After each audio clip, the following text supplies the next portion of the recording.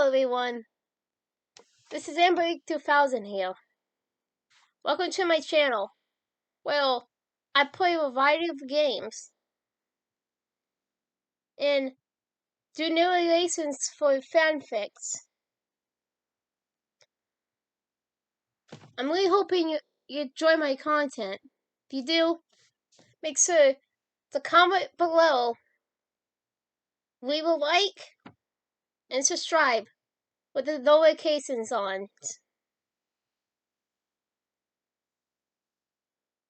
Right, until next time, this is AmberAnkNA. Welcome to my channel. So, hi. Death Row, Chapter 13, Death Day. 5:30 a.m. Wake-up call. It's time, Jade. The woman's voice woke the inmate from a dreamless sleep. She didn't even hear the lost door at the end of the chamber open as she usually did. We got an official process to follow on Death Day. We need to get a move on. Chloe slowly opened her eyes to the familiar scent of gutty junk chilling in her direct view. Turning her head to the side to see the man who was currently opening her jail cell, the inmate quietly yawned and began pushing up to a sitting position. She's fully expected to see him surrounded by guards for precautionary measures, just in case they expected things to go sideways. To her surprise, it was only him. The man who she spent more time with than anybody else during the past 5 years, was alone to greet her as she awoke. He carried a clipboard in one hand and his portable radio and keys in the other. I almost felt guilty taking a paycheck today. I usually remember you as my favorite murderer. Durant chuckled. I'm looking forward to this first part. You got a couple hours to write your final thoughts and make any fast phone calls. Maybe you'll actually let me hear your voice today. What do you say? The girl just shook her head and turned towards the wall behind her. A triangle tinkle of worry sent its shiver down her spine as the darkness of the day's events began to feel more real. Her fate was in mass, but she suddenly wondered if fate might intervene and end her story before her partner in time could find a way. Pushing her doubts aside, Corey turned back towards the man. Listen, nobody's here but me and you. He leaned in, putting his mouth nails the girl's ear. You're gonna die today. That's a fact. Why not give this old man the sad face of finally hearing you speak? I promise I won't tell anyone. It'll be our little secret. The girl shook her head again and moved away towards the desk in the center of the cell. She gazed over and made the writing motion with her fingers, turned cold as she was holding a pencil while moving her wrist back and forth. The man nodded and handed her the clipboard with a single sheet of paper clasped to the front. It was thicker than notebook paper, but not as quick as thick as her construction papers. A single pen with the governor's chest adorned on the side was attached at the top portion and clipped to the middle piece of the clipboard. Chloe removed the ballpoint, clicked the bottom button to extend the tip, then began writing. The warrant took a step backwards and allowed the prisoner to finish. He whistled and fidgeted with his radio as he waited. It only took a few minutes for her to complete her final thoughts. She clicked the pen again and inserted it to its original location at the top of the clipboard. Handing the paper to the warrant, Corey stirred from her chair and headed back to her bunk. When the man worked the paper, Corey noticed him straight and crane his neck forward. Featured littered with confusion. "What the hell am I looking at?" he asked. This is your final thought?" He turned the paper over and held the drawing up, showing it to the artist. The prisoner spoke. Looking at the drawings, he created a mask with a superhero cape blowing in the wind. At the bottom, in black letters, it had written with the words, "Supermask!" "I'm still not sure what your connection is with that girl, but I hope she got something out of you. I'm curious." Doran chuckled again. "It's funny, Jade. I've been around you for half a damn decade. I know where you are and what you're doing at all times." He thought for a moment before continuing. "I don't really know you, do I?" Corey shrugged and sailed back, not speaking a word. "That's that, I guess. This next part is when you get to spend time calling your loved ones. I'm guessing that ain't your style." Again, the inmate shook her head. "Okay, well, we have no positions for a stay of execution. No other legal issues either. We will allow visitors now, but nobody's here to see you." Doran exited the jail cell, locking the bar door once more. "To bring you a light breakfast soon. The next stage will be your final lunch around 10:30. With the phone calls and visitors, we usually keep death row visitors pretty busy throughout their final day. Looks like you'll have several hours to be alone. Hope you can keep your mind occupied. I can't imagine the crazy shit you're probably thinking about now. You know, you can still call a Kaplan in if you change your mind." Corey continued to stay quiet, silent. "Oh, wait, well, I guess. I see you later." With that, the man walked down the corridor chamber and exited through the lost door at the end. This time, Corey could easily hear the booming sound as the door shut behind the warrant. Its echoing vibration fell in rhythm with her heart, reminding the girl of her mortality. And its unexpected tears slipped down her cheek as her thoughts centered around the love of her life, both in the present and the potential future together. Laying down on her bed, the prisoner stared up at the ceiling, reminiscing about playing pirates in her backyard as kids, and it made her smile. The sun was beginning to ascend, peaking above the distant horizon. Its rays ascended like shadow tentacles, triggering the crowd's underbellies in a brilliant display of velvets, magentas, and something between burnt peace and ginger. If her current circumstances weren't so dire and uncertain, Max would probably spend time taking pictures and enjoying nature. To her, the vivid colors were gray wasps and unimpressive. Her heart was so focused on Chloe, she couldn't concern herself with anything other than the girl's safety. The nightmares she suffered through an hour prior felt less and less real at more time between the horrifying experience and the present. It didn't take multiple therapy sessions for Max to understand it was her mind's way of sorting out the countless memories that had returned. When missing recollections, when a various fear of possibly losing the one person that made life worth living, Nightingale actually made a lot of sense. Pulling up to the entrance road, Max realized he had never been to the prison that early in the morning before. She didn't expect the entry easement to be created off beside the first guard station, as it was chippily and unblocked passes to the second cut point. A half-faded aluminum sign with wasps peppering the sides and center hanging in the middle of the locked gate, containing visiting note information. She hadn't noticed it before since she was allowed direct and immediate access. Damn. The sign read, visiting hours, Monday through Friday, 9 a.m. to 10 a.m., 11 a.m. to 12 p.m., 2 p.m.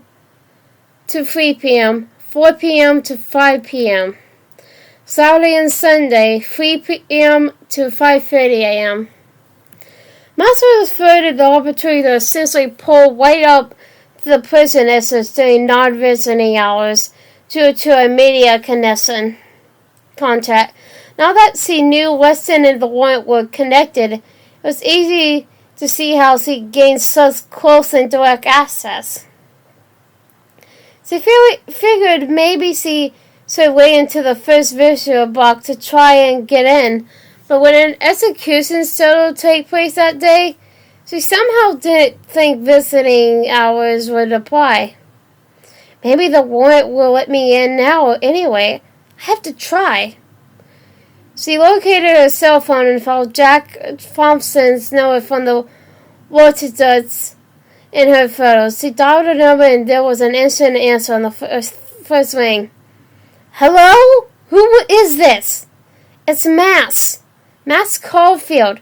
I'm outside the gate and I know it's early, but I was wondering if you could let me in now. I'd like to see if I can. She wasn't allowed to finish before being interrupted. Oh, hey Mass! No, not today. Things are a little different when we have an execution. We don't allow regular verifications, media or otherwise. Come back at 5:45. You're on the witness list, so we let you in then. Wait! I think death row inmates can have visitors or at least phone calls at some point. I want to see her again. Or at least let me call her. This one is a little different, Mass. She won't even speak, and this time you two would be supervised. We decided not to allow visitors. Not that she get any besides you. Did you know she never had anyone visit or even call her? Makes it a little sad to be honest. Anyhow, I don't see want to speak on the phone. Look, I got a one. We have a process here. I need to get going. Come back just before 6 and we can bring you to the viewing room. Bye now. Shit. I'd be damned if I'm waiting until the 6. Max pulled up her hand and rewound about a minute. She was thrilled that a faint outline of the twisting column begun to show, but we released her power before it could fully materialize. The phone was ringing and the man picked up. Hello? Who's this? I need to change what I say so he let me in. It's Mass. Listen, I need you to let me back in there. I know today is different or whatever, but it won't hurt anything. If I see you one more time, please.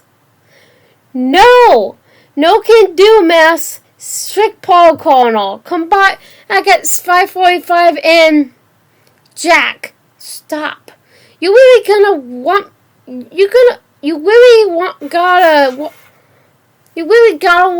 to let me in. I have evidence that you're embezzling money. If you don't open up, I go public. The other side of the conversation went silent. She could hear the man breathing, so she knew he didn't hang up. Hello? Shit! Where are you right now, Mass? His voice was firm and direct. I'm at the guard gate. Just let me in and... The eloquently, definitely static sound of a portable radio forced Mass to pull the phone away. She couldn't clearly understand what the man was saying, but she thought she heard the phrase, take her out. Suddenly a memory of the darkroom crossed the girl's mind. She remembered how deadly every decision felt and how quickly it all escalated. In an existential fight or search for a Mass. causing her to get such a direct pulse with the warrant. She pushed the end button and set her phone down on the middle console. She held her hand out and rewound again. Once reality settled, she began the call, wanting to conserve her energy for when she needed it to save Chloe. This time, she went through a similar progression as she had previously, and again, the warrant wouldn't allow her access till 6 p.m. Master acknowledged his words and then hung up. She put the car in reverse and spun the steering wheel around, backing into a parking space. There were 2 vacant spots at the first guard station where the guard on duty parked his vehicle until the next came to relieve him. If I can't drive in, I walk. Once in park, Max removed her keys with the intention of getting out and walking the remaining half-mile on foot. Before she could open the door, a sharp, digging pain ensued. She stayed seated before exiting the vehicle. She reached up with one hand, touching her nose and upper lip with her palm. When she brought her hand back in sight, she noticed it was covered in a warm some liquid. Damn it! No, not now. I gotta be strong today. Reality string hug and then settle as a turquoise high-pitched tone pulsed through Max's mind. Everything felt distant and dull. Chloe.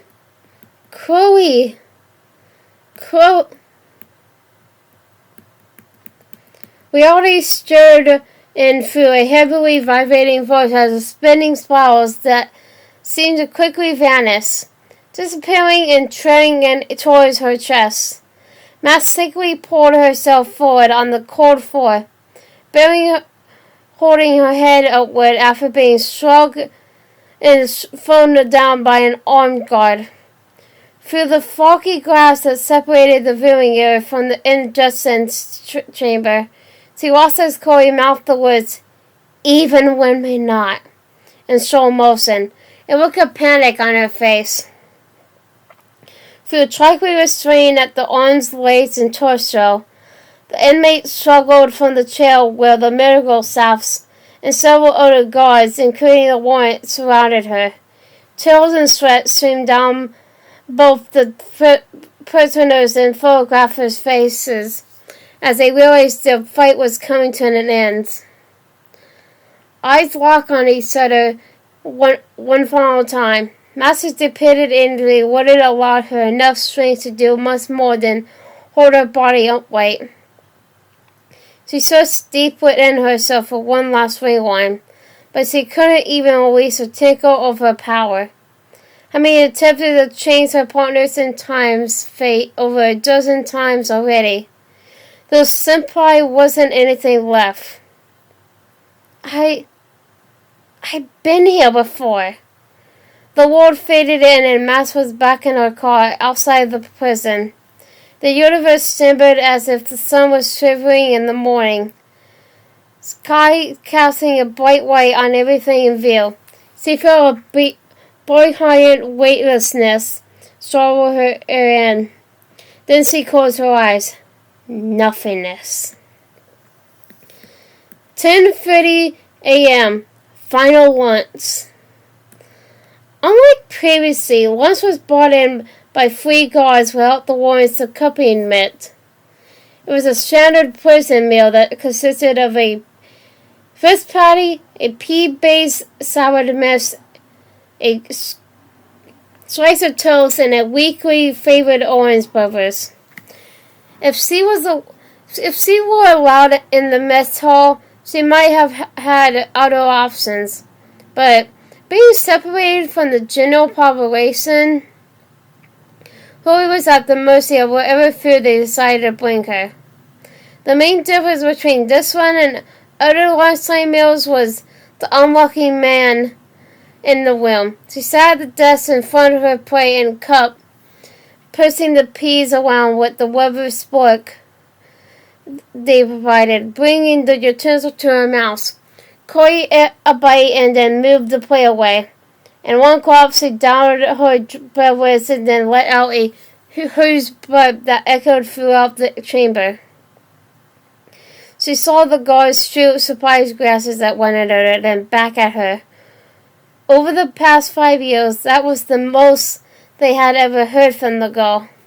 She motioned that she was finished and returned to her bed. Walking up the stairs...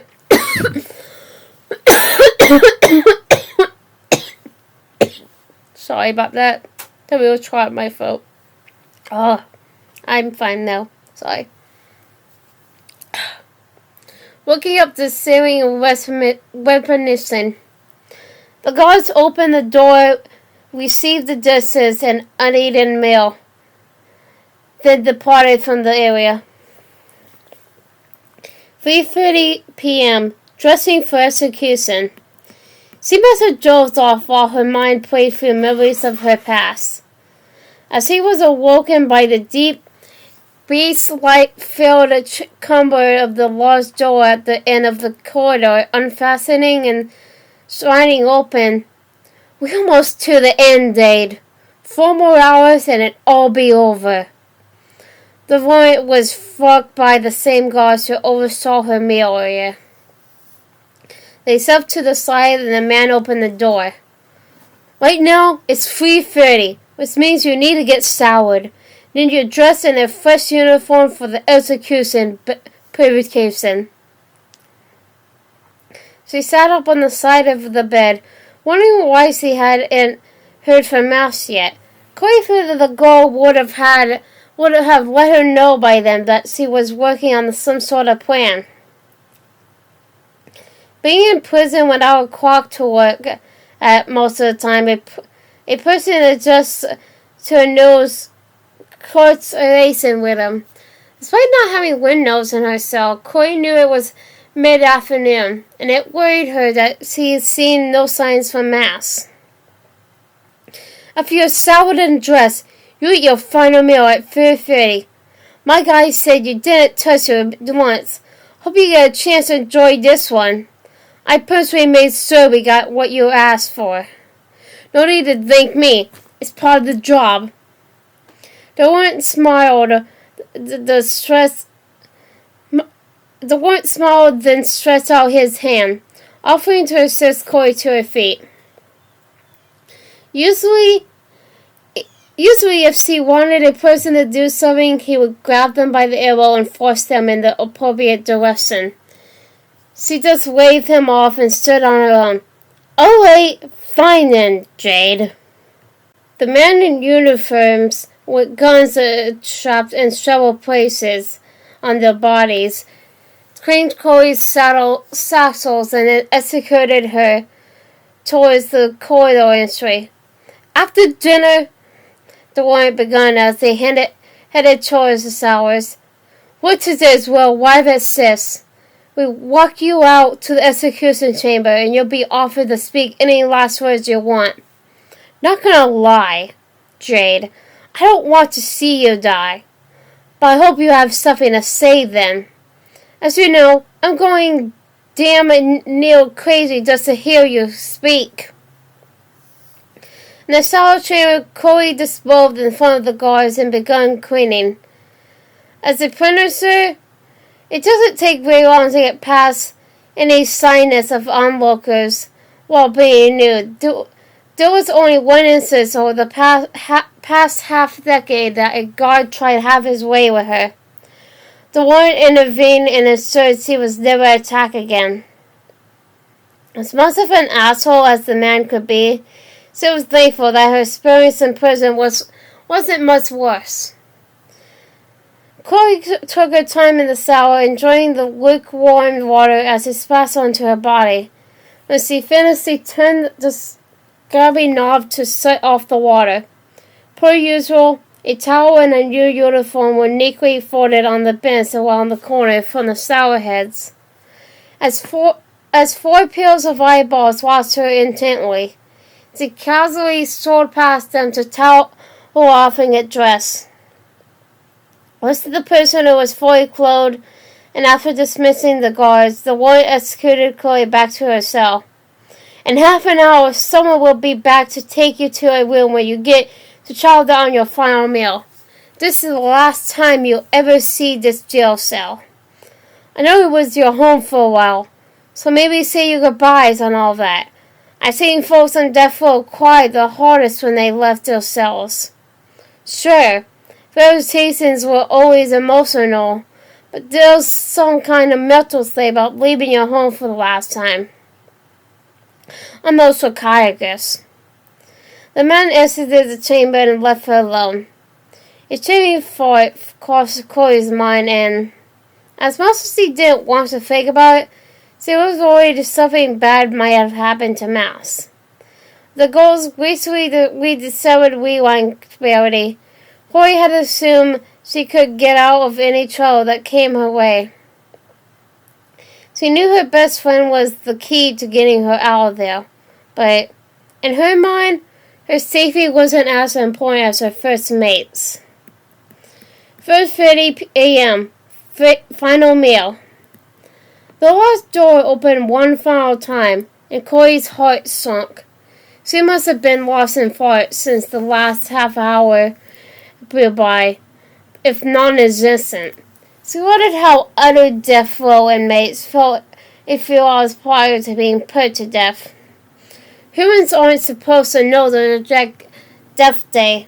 It was a terrorizing thought in and of itself. The uncertainty of the experience has driven many people mad just by the idea. Here we go, Jane. Did you say goodbye to your cell? The one had returned this time. He was alone.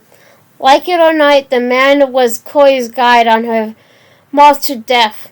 Matt proved she saved her from death numerous times in the past. But knowing it was coming and hoping her partner in time would be around again at the right moment, it felt dark and enormous. Corey stood and looked around, realizing it was just the two of them this time.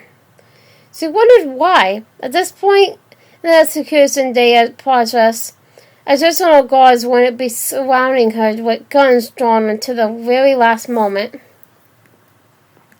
It's just me and you for the next hour and a half. Help me, God. I'm gonna miss you. He seemed unfurtively moved by her. She had never seen the man so much emotion before then. One time a couple of years ago, his aunt passed away and he seemed distant for about a week. Besides that, the man's features seemed more of a robot than a person. Let's get to the meal room. With the woman holding her hand between the elbow and bicep, the two made their way towards the room Corey had never been to before. It was located behind the chow hall through hallways and connected the kitchen area to several offices, restrooms, and a break room. The common area was lively with guards and prisoners, walking about or eating. But when the death row inmate was paraded through the place, grew silent, everyone gawking into dressing. It was the first time Corey had been around anyone other than the prison employees since the first few weeks. When they finally arrived at the room, the man secured the door behind them and helped his prisoner to a seat in front of the meal she selected. Two benches were on the later sides of 3 tables at the near end. It was a smaller place that Corey figured must be designated for special events for important people. Adjacent to the Bosseries and Sake, a plain wine coffee mine sat with seam lines beginning at the liquid and filtering upward. It's not the most extravagant final meal I've seen, the man sighed, but it might be the sanest. For some reason, the tone in the woman's voice forced the corner of Corey's mouth to slightly angled upward. He walked around the table and sat on the opposite bench, leaning in towards the center. I know you can speak. I just don't know why you haven't. At one point, I thought you were part of that misguided capital bombardment group, trying to make some kind of point. He decided didn't work around, but that's not it at all, is it? All you did with the laptop we give you was look up Science-Lee Joe Jumbo and check in on that photographer. That's all we had to go on, so Wes brought her here for this job. We figured you were so interested in one particular person. Maybe she would be of use to us. Now, Jade, who the hell is she to you? For the life of me, I can't figure it out. Holly took a sip of coffee and brought the mug down from her mouth. She's my mask. Holy shit. Derwent exclaimed, coughing several times in surprise before catching his breath. You talked! Fuck! Well, damn. So, what does he mean to you? The prisoner confidently picked up her fork and knife and began sawing into the warm meat in front of her. Once he had cut his desired person, she looked up with a heartfelt grin on her face and responded, everything. Jesus, girl, you got my heart racing. I didn't know if you'd do it. Feels like I'm meeting you for the first damn time. So, what else can we talk about? Tell me who you really are, and where the hell are you from? Corey ignored the man for the rest of the meal, as if he wasn't there. He seemed to get angry once or twice, even borderline begged to hear her voice again. But she seemed to stay silent. The prisoner enjoyed her food and drank her coffee, frosted mask dancing round in her head, knowing she would see the girl again real soon. Hi everyone. This is AmberAnkNA 2000 again. Well, I hope you enjoyed the video. Because, I really did enjoy making it.